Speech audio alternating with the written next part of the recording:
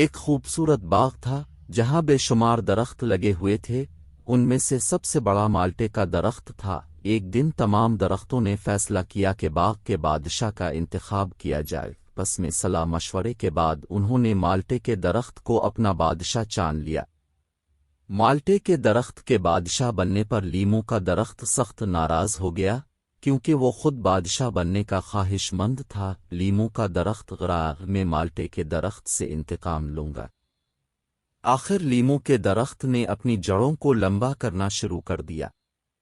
وہ بادشاہ مالٹے کے درخت کے حصے کا پانی چراتا رہا، جس سے مالٹے کا درخت سوکھ گیا اور کسان نے اسے کاٹ ڈالا۔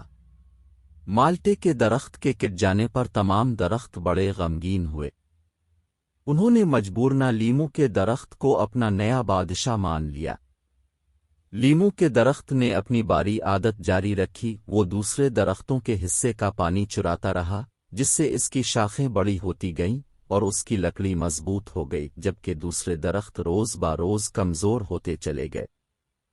ایک دن باغ کے مالک نے دیکھا کہ لیمو کا درخت دوسرے درختوں کی نسبت کئی گنا اونچا اور پھیل چکا ہے۔ اس سے جب اس کی وجہ معلوم ہوئی تو اس نے تھوڑی دیر سوچا کہ اسے کیا کرنا چاہیے۔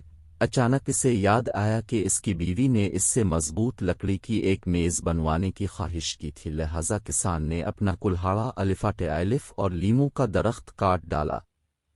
دوسرے درخت یہ دیکھ کر حیران رہ گئے کہ کلہاڑے کا دستہ مالٹے کے درخت کی لکڑی کا بنا ہوا تھا۔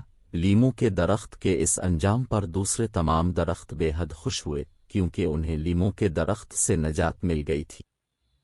تمام درختوں نے عہد کیا کہ ان میں سے ہر ایک اپنے دوسرے ساتھی کا خیال رکھے گا اور دوسرے کے حصے کا پانی نہیں پیے گا۔